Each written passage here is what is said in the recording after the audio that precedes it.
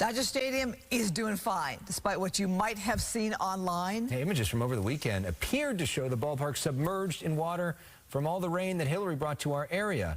So take a look. Wow. It looks like the stadium suffered heavy flooding.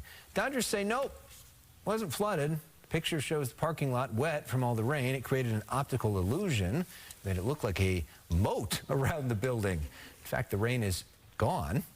Trucks for K-pop group Blackpink are already in the lot, setting up for a concert this Saturday.